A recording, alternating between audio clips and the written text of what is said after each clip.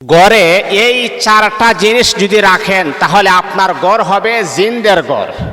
এই গড়ের ভিতরে জিন বাসা বাঁধবে। এই গড়ের ভিতরে ছেলে মেয়েদেরকে যে কোনো সময় যে কোনো মুহূর্তে আপনার ছেলে হোক আর আপনার মেয়ে হোক আর আপনার বাতিজা হোক অথবা আপনার স্ত্রী হোক আপনার মা হোক, যে কোনো সময় এই গড়ের ফ্যামিলিকে এই গড়ের সদস্যকে যে কোনো সময় যে কোনো মুহূর্তে জিনে আক্রান্ত করার সম্ভাবনা রয়েছে। তাহলে বাবা, যদি আপনি আপনার ঘরের ভিতর থেকে যদি এই চারটা জিনিস যদি না সরান, যদি আপনি জানেন এখন থেকে আপনি সরিয়ে ফেলুন, আর যদি না সরান তাহলে আপনার ঘরের ভিতরে জিনে বাসা বাঁধবে। আর জিন যদি আপনার ঘরে বাসা বাঁধতে পারে তাহলে এই ঘরের ভিতরে কখনো শান্তি আসে না। একটার পর একটা রোগ বালা মুসিবত বিপদ আপদ লেগেই থাকবে। এই বিপদ আপদ থেকে আপনি কখনো উঠতে পারবেন না। বাবারে, আমরা চাই আমরা যেন দুনিয়াতে যেন একটু শান্তি যেন পাই। দুনিয়াতে আল্লাহ পাকের ইবাদত করব যাতে করে শান্তিতে যেন আল্লাহ পাকের গোলামি করতে পারি। আর যদি ঘরের ভিতরে ক্রাইসিস যদি দূর না হয়, স্বামী স্ত্রীর মাঝে একটা অমিল থাকবে, বেজাল থাকবে, ঝগড়া দাঙ্গা হাঙ্গামা এইগুলা যেন না হয়, এই জন্য আমি আপনাদেরকে আবারও বলছি, আপনার ঘরের ভিতরে জিনকে দূর করার জন্য এই চারটা জিনিসকে আপনি বিদায় করে দেন, ফেলে দেন। এইগুলা যদি না সরান, বিপদ আপনার সামনে, মুসিবত আপনার সামনে, যে কোনো মুহূর্তে যে কোনো সময় মুসিবতের সম্মুখীন আপনি হয়ে যাবেন। ঘরে চারটি জিনিস রাখলে আপনার ঘর হবে জিনদের ঘর। কি এমন চারটা জিনিস আমরা ধারাবাহিকভাবে আমরা জানব, একটার পর একটা আমরা জানব কি এমন চারটা জিনিস। এক নাম্বার, আপনার ঘরে যদি কোনো পুতুল থাকে অথবা কোনো মূর্তি থাকে, এগুলাকে আপনি অতি দ্রুত আপনি সরিয়ে ফেলুন। কেন জানেন? পুতুলের ভিতরে জিন থাকে বা মূর্তির ভিতরে জিন থাকে। এই যে আগেকার আমার আপনার নবী মুহাম্মদ সাল্লাল্লাহু আলাইহি ওয়াসাল্লামের যুগে মূর্তির প্রবণতা সবচেয়ে বেশি ছিল। কেমন বেশি ছিল? এই কাবা শরীফ, যেখানে লক্ষ লক্ষ কোটি কোটি মুসলমানের ভালোবাসা, এই কাবা শরীফ আমরা তাওয়াফ করি, কাবা শরীফে আমরা যাই, রাসূলকে আমরা দেখার জন্য আমরা যাই, এই কাবা শরীফ আমরা ঘুরি, কাবা শরীফ আমরা নামাজ পড়ি। সেই কাবা শরীফের ভিতরে ওই সময় 360 মূর্তি রাখা ছিল। আর মূর্তি রাখার পরে মূর্তির ভিতরে কিছু বদ শয়তান আছে না, ঢুকে কথা বলতো। তখন তারা মনে করতো যে আল্লাহ কথা বলতেছে। নাউজুবিল্লাহ পড়বেন না? মানে মূর্তির ভিতরে শয়তান ঢুকে কথা বলতো, মানে মূর্তি কথা বলতো, মূর্তির ভিতরে শয়তান ঢুকে। তারা মনে করতো মূর্তি কথা বলতেছে, তারা এটাকে ভগবান মনে করতো, আল্লাহ মনে করতো। এই জন্য আমার ভাবা বন্ধুরা, দিনের কান লাগায় কথাগুলো আপনি শোনেন। আপনি আপনার সন্তানকে, আপনি আপনার মেয়ে বাবুকে কখনো পুতুল আপনি দিবেন না। যদি আপনি দেন, এই পুতুলের ভিতরে শয়তান ঢুকতে পারে, এই পুতুলের ভিতরে জিন ঢুকে পুতুল কথা বলবে। এমনও হতে পারে আপনার মেয়েটাকে মোহাব্বত করে, আপনার সন্তানকে মোহাব্বত করে পুতুলটা যে আপনি কিনে দিলেন, এমনও হতে পারে পুতুলের থেকে আপনার মেয়ের উপরে জিনের আসর পড়তে পারে, আপনার সন্তানের উপরে জিনের এফেক্টটা পড়তে পারে। এই জন্য কখনো আপনার ঘরের ভিতরে পুতুল রাখবেন না, মূর্তি রাখবেন না। এইগুলাকে যতদিন পর্যন্ত বিদায় না করতে পারবেন, যে কোনো সময় আপনার ছেলে মেয়েদেরকে জিন আসর করতে পারে। তাহলে এক নাম্বার হলো, যদি আপনার ঘরের ভিতরে যদি পুতুল রাখেন অথবা মূর্তি রাখেন, তাহলে শয়তান এখানে বাসা বাঁধবে, জিন এখানে বাসা বাঁধবে। তাদের ঘর বাড়ি আপনি বানিয়ে ফেলতেন, সেইগুলাকে আপনি সরিয়ে দেন, ইনশাআল্লাহ জিন থেকে আপনি নিরাপদে থাকতে পারবেন। এটা হলো এক নাম্বার। দুই নাম্বার হলো, আপনার ঘরের ভিতরে কোনো প্রাণীর ছবি টাঙ্গিয়ে রাখবেন না, কুকুরের বা মানুষের ছবি রাখা যাবে না। নিজের ঘরের ভিতরে কোনো প্রাণীর ছবি রাখা যাবে না। কুকুরের ছবি, আমরা অনেক সময় দেখা যায়, অনেক ঘরে তো আমরা দাওয়াত খাইতে যাই বা অনেক সময় অনেক প্রোগ্রাম থাকে, মানুষের বাড়িতে যাই, দেখি বাবা মার ছবি টাঙ্গিয়ে রাখছে। জিজ্ঞাসা করলাম কেন রাখলেন? পীর সাহেবের ছবি টাঙ্গিয়ে রাখছে, আবার মালা পরিয়ে রাখছে। জিজ্ঞাসা করলাম কেন? বরকতের জন্য। আমি বললাম বরকত তো আপনার ঘরে হবে না, আপনার ঘরের ভিতরে গজব হবে। কারণ এটা হাদিসের নিষেধ। আমার রাসূল বলেছেন, যেই ঘরের ভিতরে মানুষের ছবি টাঙ্গিয়ে রাখে, যেই ঘরের ভিতরে কুকুরের ছবি টাঙ্গিয়ে রাখে, সেই ঘরের ভিতরে রহমতের ফেরেশতা কখনোই প্রবেশ করে না। বিশ্বনবী মুহাম্মদুর রাসূলুল্লাহ সাল্লাল্লাহু আলাইহি ওয়াসাল্লাম একজন বিবির ঘরে আল্লাহর হাবিব যখন শায়িত অবস্থায় আছেন, ওই সময় জিবরাইল আসার কথা কিন্তু আসে নাই।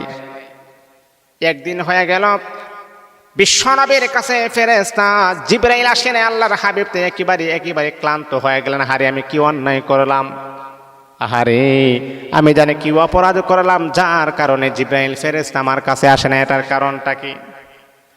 তখন বিশ্বনবী তার স্ত্রীকে বললেন, হে আমার প্রাণের স্ত্রী, যেখানে আমি ঘুমিয়ে আছি দেখে তো কোনো কুকুরের ছানা টানা আছে কিনা। তখন দেখতেছি হ্যাঁ, একটা কুকুরের ছানা আছে। বিশ্বনবী বললেন, তাড়াতাড়ি এই কুকুরের ছানাটাকে সেখান থেকে তুমি বের করে দাও। কুকুরের ছানাটা বের করার সাথে সাথে জিবরাইল আমিন ফেরেশতা আল্লাহর হাবিবের সামনে আগমন ঘটায়া দিয়েছে। বিশ্বনবী জিবরাইলকে বললেন, জিবরাইল 2 দিন হয়ে গেল তুমি আগমন করো নাই, কি অন্যায় করলাম, কি অপরাধ করলাম? তখন জিবরাইল বলে, ইয়া রাসূলুল্লাহ, ওগো আল্লাহর নবী, ওগো বিশ্বনবী, আপনি তো কোনো অন্যায় করতে পারেন না, আপনি তো কোনো অপরাধ করতে পারেন না। নবী গো, আপনার ঘরের ভিতরে কুকুর থাকার কারণে আমি আগমন করি নাই গো নবীজি। এর মানে প্রমাণ করে যে ঘরের ভিতরে কুকুর থাকবে, মানুষের ছবি থাকবে, এই ঘরের ভিতরে আল্লাহ পাকের রহমতের ফেরেশতাও প্রবেশ করবে না। এইগুলাকে সরিয়ে ফেলুন। যদি না সরান তাহলে আপনার ঘর রহমত থেকে বঞ্চিত হবে, আপনার ঘর বরকত থেকে বঞ্চিত হবে। যে কোনো সময় আপনার ঘরের ভিতরে ক্ষতিগ্রস্ত হওয়ার সম্ভাবনা রয়েছে। এই জন্য আল্লাহর বরকত ছাড়া চলা বড় অসম্ভব। আপনি কোটি টাকা ইনকাম করেন কিন্তু বরকত নাই, বরকত শূন্য, এই ঘরে শান্তি নেই। হে বাবা, দিন আনেন দিন খান, রিক্সা চালান, ভ্যান গাড়ি চালান, মাত্র আপনি 6,000 টাকা 5,000 টাকা ইনকাম করেন কিন্তু ঘরের ভিতরে শান্তির অভাব নাই। এর মানে হলো আপনার ঘরের ভিতরে বরকত আছে। আর বরকত না থাকলে আপনি যদি 50,000 টাকাও মাসে ইনকাম করেন কোনো লাভ নাই, হাই হতাশই দূর হবে না। এই জন্যে আমি আপনাদেরকে সাজেস্ট করব যে ঘরের ভিতরে ছবি টাঙ্গিয়ে রাখবেন না, কোনো কুকুরের ছবিও রাখবেন। এটা হলো 2 নাম্বার। 3 নাম্বার হলো আপনার ঘরে বাচ্চাদের প্রস্রাব পায়খানা জমা করে রাখা যাবে না। জানেন, ওই যে শিশু বাচ্চা আছে না, কুলের বাচ্চা, শিশু বাচ্চা অথবা নাবালেগ বাচ্চা, ছোট বাচ্চা, বা প্রস্রাব করে দিই, প্রস্রাব পায়খানা করে দিই। অনেক মহিলার আছে খুবই অলস, একটু নাড়াচাড়া দিয়ে কাজ করবে এটাও নাই।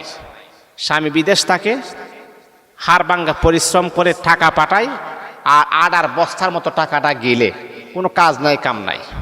একটা বাচ্চা আছে, বেবি আছে, একটু পরিষ্কার পরিচ্ছন্ন করে নিজের ঘরটা রাখেন না, এটাও নাই। কেমন অলস! বাচ্চা প্রস্রাব করছে, এটা গুঞ্জায় রেখে দিছে এক কোনায়। বাচ্চা বাথরুম করছে, সেটাও রেখে দিছেন। এই যে রাখলেন, এতে করে পুরাটা ঘরে একটা দুর্গন্ধ হয়ে গেছে। যেই ঘরের ভিতরে দুর্গন্ধ থাকে, যেই ঘরের ভিতরে প্রস্রাব পায়খানা জমা করে রাখে, ওই ঘরের ভিতরে রহমতের ফেরেশতা কখনো প্রবেশ করবে না। এই আমার মা শোনো,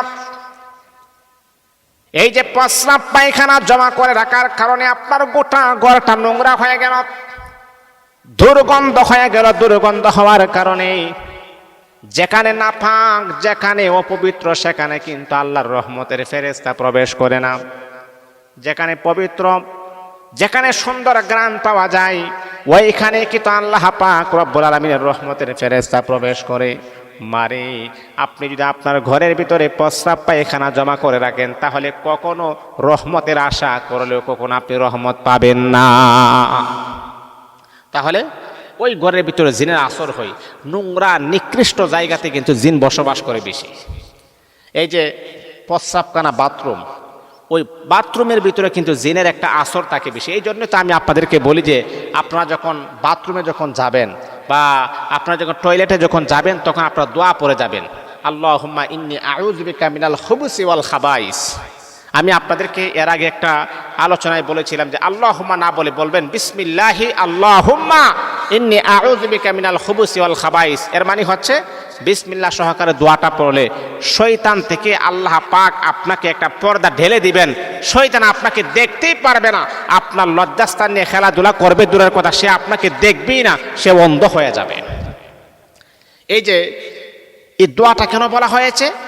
আউযু বিকা মিনাল খুবুসি ওয়াল খাবাইস, খবিস এবং খবিসনি থেকে আল্লাহ তোমার কাছে আমি আশ্রয় চাই। এর মানে প্রমাণ করে যে জিন তাকে সবচেয়ে বেশি বাথরুমের ভিতরে, নোংরা আবর্জনার ভিতরে।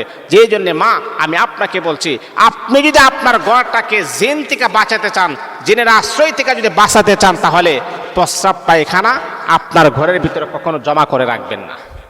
এটা হলো 3 নাম্বার। 4 নাম্বার হচ্ছে মনে রাখতে হবে যেই ঘরের ভিতরে গানের আওয়াজ, কথা বুঝেন, যেই ঘরের ভিতরে গানের আওয়াজ বেশি হয়, হারাম কাজ বেশি বেশি হয়, এই ঘরের ভিতরে জিনের আসর বেশি হয়।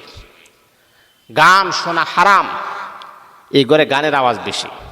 হারাম কাজ, অবৈধ কাজ, জেনাহের কাজ এই ঘরের ভিতর অহরহর হয়, বেশি বেশি হয়। এই জন্য এই ঘরের ভিতরে জিনের একটা প্রভাব হয়। এই জন্য আমি আপনাদেরকে সাজেস্ট করব, আমি আপনাদেরকে বলবো, এই 4টি কাজ আমাদেরকে পরিহার করতে হবে, আমাদেরকে একেবারে পরিষ্কার করতে হবে। তা না হলে আল্লাহ পাকের রহমত থেকে বঞ্চিত হবেন, জিনের ঘর হয়ে যাবে। জিন যদি আপনার ছেলের উপরে সাওয়ার হতে পারে, আপনার মেয়ের উপরে সাওয়ার হতে পারে, বাবারে কতটা কাজে লাগবে এগুলাকে বন্ধ করতে, এটার কোনো হিসাব নাই। এই জন্য আল্লাহর কাছে দোয়া করবেন, আর এইগুলা থেকে আমাদেরকে যেন আল্লাহ কুদরতিভাবে যেন হেফাজত করেন।